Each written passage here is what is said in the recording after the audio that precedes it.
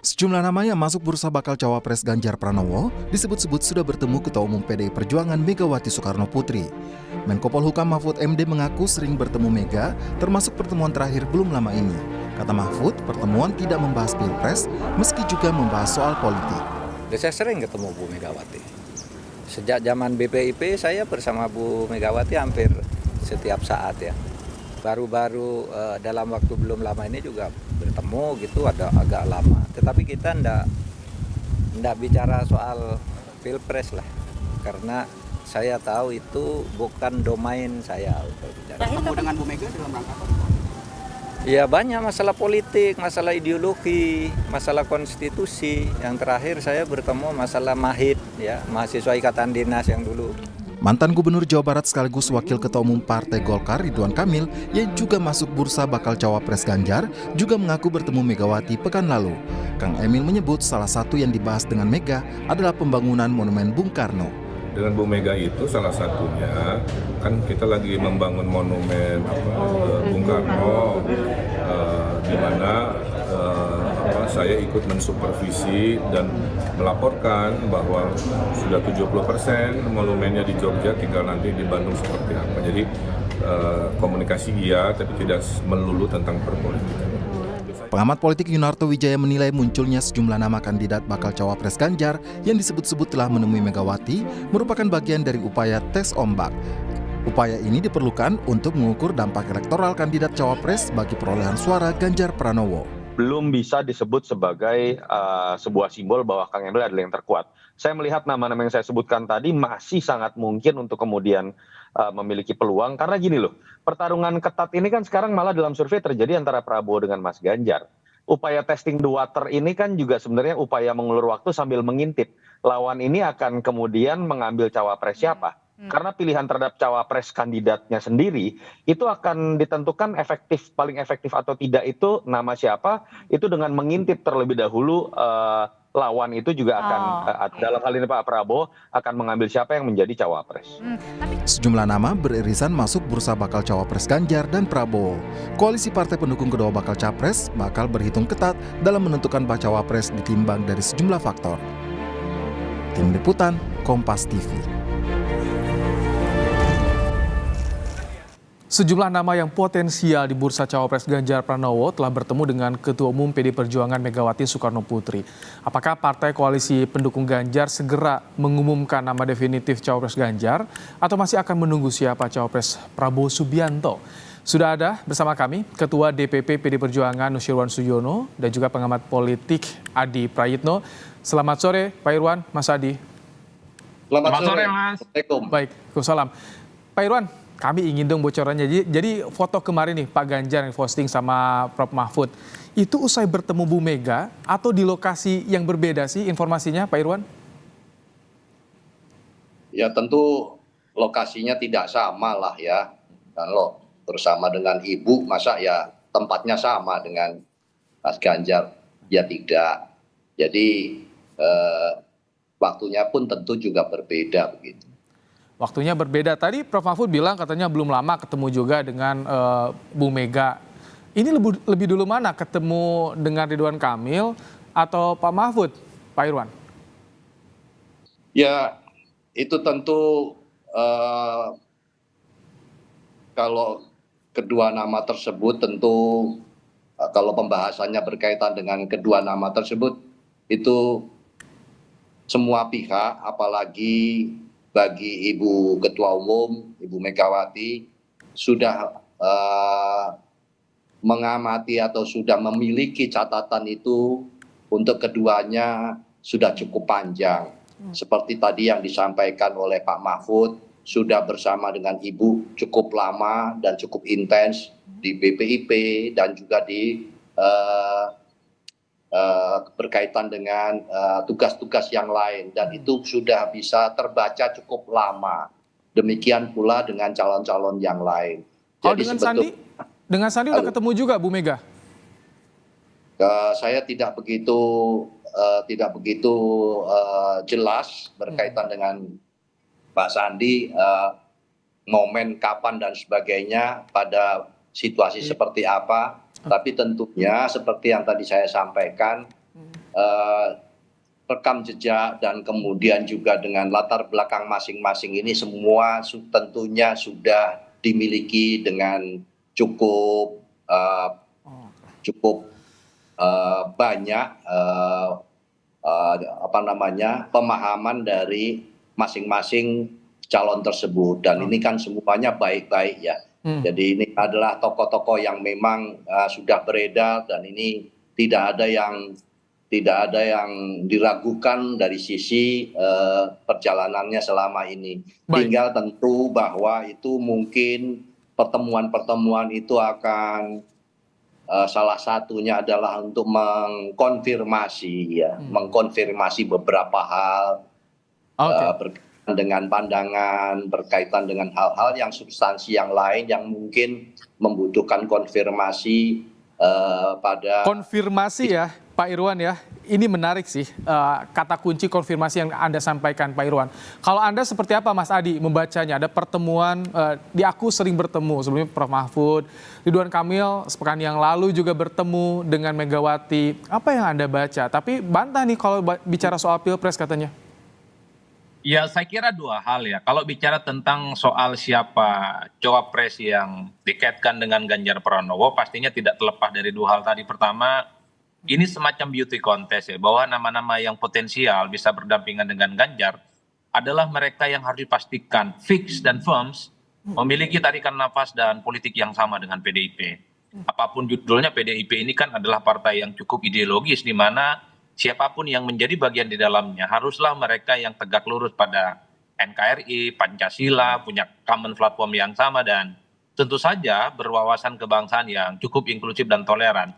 Jadi itu yang saya kira memang bisa menjelaskan kenapa misalnya sejumlah elit PDIP pertemuan Ridwan Kamil, kemudian Mahfud dengan Bu Megawati misalnya sebagai upaya diskusi. Jadi ada perdebatan-perdebatan dan diskusi yang relatif cukup serius ya terkait dengan politik dan kesamaan itu. Nah yang kedua memang kenapa Mahfud MD dan kemudian Ridwan Kamil belakangan ini cukup santer dikaitkan, karena memang secara elektabilitas baik Mahfud ataupun Ridwan Kamil jika diduetkan dengan Ganjar Pranowo relatif memberikan insentif politik elektoral yang relatif signifikan. Ganjar bisa naik elektabilitasnya gitu ya jika berpasangan dengan Mahfud ataupun dengan Ridwan Kamil. Dua sosok ini nyaris tidak punya celah gitu ya dalam konteks politik elektoral. Tentu Bu Megawati gitu ya, Ganjar Pranowo dan partai-partai politik pengusung lainnya agak kesulitan kalau memang sudah mengerucut pada dua nama ini, kira-kira siapa yang paling layak dan paling pantas untuk berdampingan dengan Ganjar. Ini dua-duanya barang bagus soalnya Mas.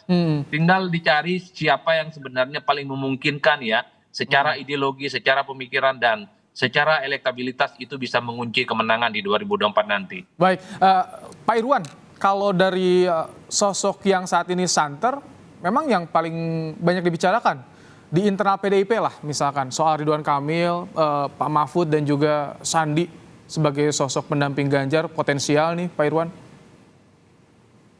Ya kalau banyak dibicarakan kan yang banyak membahasnya dari sisi media ya. Jadi sebetulnya kalau mekanisme di kami itu sudah sangat jelas karena ini adalah kewenangan dari Ibu Ketua Umum Ibu Megawati Soekarno Putri, maka dan tadi saya sudah sejak awal tadi saya katakan tentu keduanya ini kalau kita membahasnya dua nama ini bukan nama yang lain kan masing-masing sudah memiliki atau katakanlah sudah dikenal selama ini bagaimana di dalam menjalankan tugas-tugas yang diberikan, diamanahkan kepada kedua orang ini dan bagaimana menjalankannya, bagaimana kebijakannya selama ini. Nah itu kan tentu sudah dipelajari cukup panjang begitu. Jadi itu tadi kaitannya dengan cara berpikir, kemudian visi, kemudian tentu yang paling utama adalah ideologinya itu bagaimana, itu yang perlu dikonfirmasi. Mas Adi, kalau dari dua sosok tadi, Sandi, Kang Emil, Pak Mahfud, tingkat aksesibilitasnya atau penerimaannya dari parpol koalisi pendukung Ganjar ini bagaimana? Kan Kang Emil kader Golkar yang sudah deklarasi ini dukung Prabowo. Ya kalau Golkar sederhana Mas ya, Golkar ini kan memang seringkali terbiasa berbeda jalan politiknya antara keputusan partai dengan sejumlah elit-elitnya yang saya kira terkait dengan Pilpres 2004, Golkar itu hasil konvensi mereka mengusung Wiranto berpasangan dengan Gus Solah. Sementara Pak JK saat itu justru berpasangan dengan SBY dan memenangkan pertarungan. 2014 juga begitu fenomena politiknya. Golkar saat itu sudah menyatakan dukungan politiknya kepada Prabowo Subianto. Tapi Pak JK justru lebih memilih berpasangan dengan Jokowi ya dan menang Pilpres. Bukan tidak mungkin kalau memang RK ini yang kemudian dipilih oleh Megawati, kemudian oleh partai-partai pendukung yang lainnya itu sebagai pendampingnya Ganjar, bukan tidak mungkin. Ini akan mengulang yang ketiga kalinya di mana keputusan politik Golkar yang sudah ke Prabowo Subianto itu akan berbeda dengan Ridwan Kamil. Oleh karena itu bagi Golkar ini hal biasa dan hal lumrah kan sudah ada korespondensi historisnya. Bahkan bagi saya kalau memang Pak Erlangga Hartarto tidak jadi wakilnya Prabowo Subianto, bukan tidak mungkin ya bahwa Golkar ini akan berdol desa dan justru akan memilih jalan politik Ridwan Kamil yang berpasangan dengan Ganjar. Karena potensi-potensi ini cukup terjadi dalam pemilihan kita secara langsung ya. Itu kalau terjadi jadi kejutan juga ya Mas Adi ya. Ini nanti bagaimana komunikasinya, kalau tadi kan karena kader Golkar, komunikasinya ke Sandi nah yang udah jadi bagian di internal pendukung Ganjar nih. Bagaimana nanti komunikasinya kalau jadi misalkan mengambil Ridwan Kamil? Karena kan secara prinsip soal siapa cawapresnya Ganjar tentu ini keputusan elit Mas ya. Jadi tidak bisa diintervensi oleh siapapun. Karena sudah elit bicara ya tidak boleh tidak. Semua elitnya, semua kader, semua struktur, semua pengurus harus tegak lurus. Bahasa saya sih samikna wa ta'na. Tidak ada bantahan apapun kalau sudah diputuskan. Kalau yang diputuskan misalnya adalah Ridwan Kamil, mau Sandiaga Uno ataupun yang lain, harus menerima keputusan politik itu secara terbuka. Sekalipun misalnya juga Mahfud MD yang diputuskan sebagai pendampingnya Ganjar, siapapun yang merasa kadernya P3, kadernya Perindo, kadernya Hanura, itu harus tegak lurus dengan keputusan politik itu. Jadi ini logika partai yang tentu saja tidak mungkin bisa menyenangkan semua orang. Tapi biasanya yang dipilih itu adalah mereka yang paling memungkinkan melengkapi semua kebutuhan politik untuk memenangkan pertarungan plus secara ideologi itu punya tarikan napas politik yang sama dengan PDIP. Saya studi saya tentang PDIP banyak Mas, agak berbeda memang PDIP ini bahwa irisan ideologi, visi misi, common platform itu memang cukup ketat ya. Tidak semua orang kemudian bisa masuk di dalamnya kalau tidak memiliki komitmen politik dan platform yang sama. Jadi kalau misalkan sudah bertemu dengan Megawati itu bisa jadi kode yang kuat, Mas Adi. Oh iya, saya kira memang kode keras, tidak gampang misalnya bertemu dengan Mbak Mega ya, berdialog dari hati ke hati soal kepentingan politik, apalagi terkait dengan Pilpres. Tentu Ridwan Kamil, tentu Mahfud MD sudah melalui screening yang cukup panjang di mana portofolio politik mereka itu pastinya sudah di tracking, tentu tentang kelebihan, tentang kekurangan, soal potensi mereka. Oleh karena itu, kalau sudah pada tahap bertemu dengan Mbak Mega, saya kira ini satu kakinya sudah ada di dalam ya. Kemungkinan terpilih sebagai pendampingnya Ganjar Pranowo, entah itu Ridwan Kamil ataupun Mahfud MD. Mahfud itu kuat Mas di kalangan NU ya, apapun judulnya. Mahfud ini kan merupakan representasi politik dari kalangan Gus Dur. Kalau Mahfud yang dipilih maka PBNU yang sekarang Gus Yahya dan garisan Gus Durian itu akan solid dan terkonfirmasi. Tapi Ridwan Kamil juga memiliki kelebihan, salah satunya adalah tentu diharapkan gitu mampu mengonsolidasi kekuatan politik di Jawa Barat yang selama ini misalnya Pak Ganjar Pranowo relatifly elektabilitasnya belum terlampau muncul secara signifikan. Baik. Pak Irwan, tadi yang disampaikan kalau misalkan sampai bertemu Bu Mega, ini kan banyak yang masih berharap ingin bertemu dengan sosok Megawati. Ini Ridwan Kamil dan Mahfud MD sudah bertemu kan, sering bertemu bahkan Prof Mahfud. Dari internal PDIP, DPP tingkat DPP bagaimana sih merespons adanya nama dua ini yang santer disebutkan, disinggung oleh Pak Sekjen kemarin? Ya kan tentu seperti tadi ada dari PDI Perjuangan cabang Mas Adi tadi yang lebih banyak menjelaskan lebih detail, atau tentu akan lebih bagus kalau Mas Adi yang menjelaskan tadi daripada saya, karena itu lebih lengkap. Jadi kalau mencerna apa yang diuraikan oleh Mas Adi itu sudah benar lah demikian. Kalau dari Anda kalkulasinya bagaimana Pak Irwan? Ya Karena kalau untuk sampai kepada tingkatan berjumpa dengan Ibu Megawati itu tentu bukan sesuatu hal yang mudah, bukan sesuatu hal yang